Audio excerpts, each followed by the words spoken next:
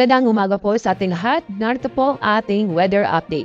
Tatlo po ang weather system ang nakakapekto sa ating bansa. Itong northeast monsoon o amihan, shear line, at itong easterlies. Dahil dito, makakaranas pa rin tayo ng mga kalat-kalat na pagulan sa malaking bahagi po ng Luzon. At sa ating lagay na panahon sa susunod po ng 24 oras, makakaranas po tayo na maulap ang kalangitan na may tsansa na mga kalat-kalat na pagbulan at thunderstorm sa Cagayan Valley at ganun po sa lalawigan ng Apayao, Kalinga, Mountain Province, Ifugao, Aurora, Quezon, Rizal, Laguna, Camarines Norte, Camarines Sur, ay ganun po sa Oriental Mindoro at Catanduanes. Paalala sa mga babaeng po natin sa mga nabanggit na lugar, mag-ingat po tayo dahil sa mga pagbulan na posibleng magdulot ng mga pagbaha o pagguho ng lupa. Samantala, ang nalabing buong bahagi po ng Luzon kasama po ang Metro Manila ay magiging maganda at maliwas sa panahon ngayong araw.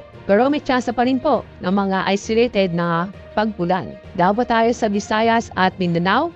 Fair weather po tayo sa Visayas at Mindanao kung saan makakaranas po tayo ng bahagyang maulap hanggang sa maulap ang papaulin. Maliban lang po sa mga isolated na mga pagbulan dahil sa localized thunderstorm. Ngayong araw meron tayong giliwanin dahil malakas pa rin po ang amihan. Kaya makakaranas o makakaasa pa rin tayo ng mga matataas ang alon sa mga baybaying dagat sa Batanes, Ilocos Sur, Ilocos Norte, Cagayan kasama ang Babuyan Islands at Isabela. Kaya wag mo na pumalaot nating mga kabayan sa mga lugar nito dahil inaasahan pa rin tayong ang matataas ng alon.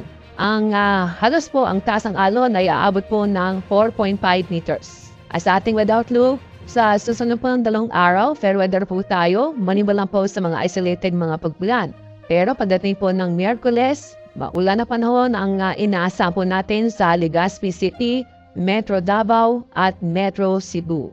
Kaya mag-ingat po tayo mga ating magbabayan sa mga lugar nito dahil itong mga pagbulan ay posibleng magdulot ng mga pagbaha o pagguho ng lupa, lalo na po sa mga mababang lugar at malapit sa papayugan.